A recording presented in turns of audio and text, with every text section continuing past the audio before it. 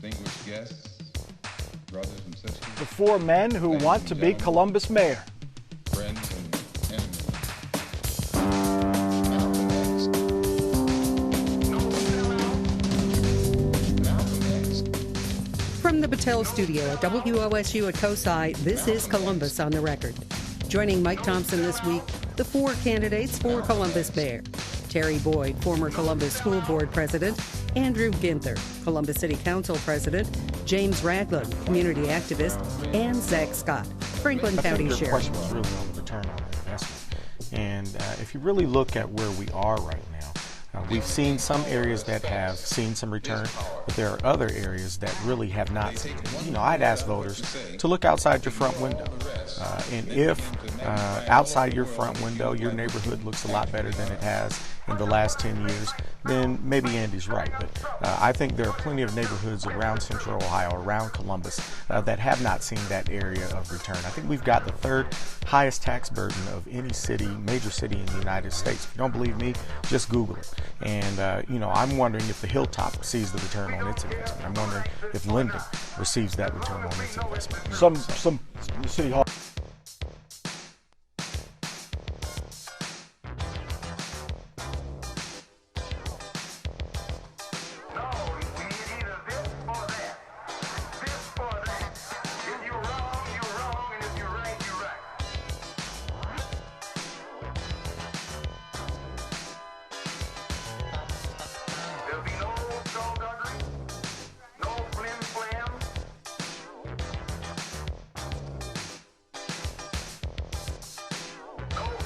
Idolization. I want to move away from downtown and get to education. In the recent days, in the past week or so, the campaign has taken a harsh turn. Zach Scott, you've bought billboards, you've sent out flyers, blaming Andrew Ginther for the data rigging scandal in the Columbus City schools. Andy Ginther, the ads refer to your time on the school board in which you were chair of the oversight committee. During the time that the first rumblings of something going on improper with the data at the schools surfaced. Could you have done more? Should you have done more as chair of the oversight committee to investigate these claims? Well, I'm really proud of my record. I responded immediately to these anonymous tips when they came into my office. We responded immediately. We had staff follow up with those folks. And the other important part here to remember is that I continued an investigation. When other district administrators wanted it shut down, and there are plenty of public records and documents out there supporting the fact that I told the internal auditor to carry on the investigation, and I'm the only former board member that worked with the auditor of state's office to help untangle this mess that really put our city and our community in harm's way. The auditor's report says, though, that you told him or his investigators that these emails weren't specific enough, even though they used the terms cooking the books and the attendance data was suspicious. I mean, how does that jive with what you just said? The audit went on for years, and it was ongoing until I left the Board of Education and joined Columbus City Council in 2007. So over those number of years, we had an internal audit staff following up and researching the allegations. No sellout. Malcolm X. No sellout. Malcolm X. No sellout. And determining things. What I'll remind folks is that the auditor of state took tens of thousands of man hours to uncover and untangle this mess. And our internal audit staff, I stand behind them and what we charged them to do, working with the State Department of Education, working with other outside support to try to get to the bottom of it. Terry Boyd, you were on the school board at that time. That's right. You supported this so-called policy governance, which was kind of a hands-off approach. Let the administration do the dirty work, you set the policy.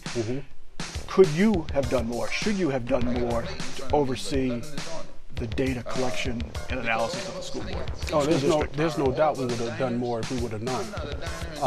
The internal auditor was not directed to bring that to the full board. Andy did not bring it to the full board. So the full board was not knowledgeable about that particular aspect of the internal auditor's investigation. If it would have landed on the school board's table, there's no doubt in my mind the school board would have, in fact, I know the school board would have taken more action. But when the new internal auditor came on board, again, he did not bring that information to the board. Zach Scott, you're a sheriff, you've been a detective. You get tips all the time. You hand tips off to your subordinates and to other officers. Can you see where this tip was handed off to somebody? How responsible should Andy Ginther or Terry Boyd be for getting a tip, giving it to somebody else, and then not those folks don't follow up on it? Being on the school board is one thing. Being actually the chair of the audits committee, that's your job. It's about leadership. It's about, I have to dig into this thing and find out what in the world is going on. It's one thing to hand something off and rely upon other people. It's also to follow up and say, if this is going on, I need to know exactly where we are on this. Now, working as a detective for years, that's what you do. Working as a supervisor, same thing you do. So being on a school board is one thing. Actually that's your job, to follow up and be in audits when you're the chair, to look over these types of situations. And for an 8-year period, I would encourage everyone, read the auditor's report, the statement, or look at Paul Akers' interview with Mr. Ginther. Just follow up on it. It's very simple. It's just about leadership. As far as this data scandal, I continue to ask for an apology from my colleagues here for the role that they played in that data scandal. Unfortunately, hundreds, if not thousands, of children were negatively impacted by the work that you guys did not do. And quite frankly, disproportionately, the majority of those students. Real quick, because I want to get to the big picture. Terry, do you have any regrets that you didn't do more? And is an apology warranted? Anything that came to the board, we worked on. If it didn't come to the board, how is the board to know Andy? to work on it? Any regrets? If you could do it over again, would you do it differently? I feel very good about what I did as a member of the Board of Education and chairing and leading the Audit and Accountability Committee with private sector leaders who were part of that committee, senior risk officer at Huntington Banks, CPA from Nationwide Insurance, controller at Ohio State, who helped to chair and lead that committee. And based on the information we had, we launched an immediate investigation, and when it was to be shut down by the administration, we ordered it on. We had them work with the Ohio Department of Education.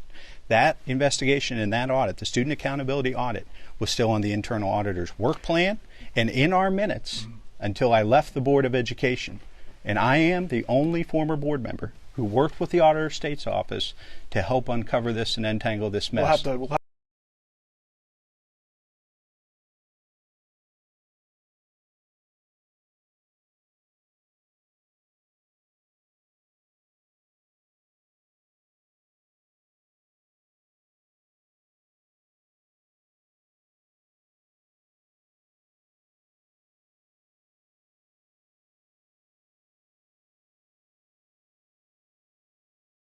One day after the state auditor revealed a culture of manipulation within the Columbus City School District, 10 TV is uncovering new information from that 92-page report. This audit points the finger at several school administrators, past and present, and the current city council president. Andrew Ginther sat on the District Audit and Accountability Committee when allegations started surfacing. Now there are questions about whether Ginther killed an earlier investigation.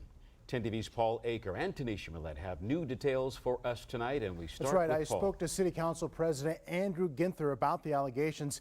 He says he's thankful for what the auditors found, and he claims he never killed any internal district investigations. Regular meeting number 27 will now come to order. Andrew Ginther is president of the Columbus City Council today, but now he's facing scrutiny for what happened back when he was a Columbus City School Board member. Either nothing was done or it was swept under the table. State Auditor Dave Yost highlighted Ginther's role in the district's data scrubbing scandal.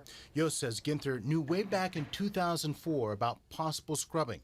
Yost's audit shows Ginther got an anonymous email that alleged, quote, cleansing of student records. It even named data guru Steve Tankovich. I had our internal audit staff directed them to follow up to try to gather some more information, and they investigated it for several months. Did you have any conversation with Tankovich at that point? I did not. The report says a year later, the same issue came up again. This time, internal auditor Harold Saunders was on the trail. Saunders brought the issue to Ginther and Ginther's Audit and Accountability Committee. The report says Ginther's committee then removed the issue from Saunders. The implication is that you stopped that investigation. Is that correct? No. Ginther says he simply did not see the data scrubbing allegation as the most important priority. At that same time, our internal audit function was conducting special reviews and investigations at schools throughout the district where money was missing. This, based on the information we had at the time, fell down the priority list. Still, the report says Ginther then told Saunders that the state had already declared that the district acted, quote, properly. Why would you tell him that? You know, I'm not sure why, you know, he feels that way, but I never, you know, told the internal auditor that the State Department of Education had approved of, you know, the allegations or the tampering of data or manipulation that was taking place. Ladies and gentlemen, the state auditor concluded that because there was no internal audit based on these allegations, 7 years went by before the issue was publicly discovered. Real quick, because I want to get to the big picture. Terry, do you have any regrets that you didn't do more? That is an apology warranted? Anything that came to the board, we worked on. If it didn't come to the board, how is the board to know and to work on it? Any regrets? If you could do it over again, would you do it differently? I feel very good about what I did as a member of the Board of Education and chairing and leading the Audit and Accountability Committee with private sector leaders who were part of that committee, Senior Risk Officer at Huntington Banks, CPA from Nationwide Insurance, Controller at Ohio State, who helped to chair and lead that committee. And based on the information we had, we launched an immediate investigation, and when it was to be shut down by the administration, we ordered it on. We had them work with the Ohio Department of Education. That investigation and that audit, the student accountability audit, was still on the internal auditor's work plan and in our minutes until I left the Board of Education. And I am the only former board member who worked with the Auditor of State's office to help uncover this and untangle this mess. We'll have to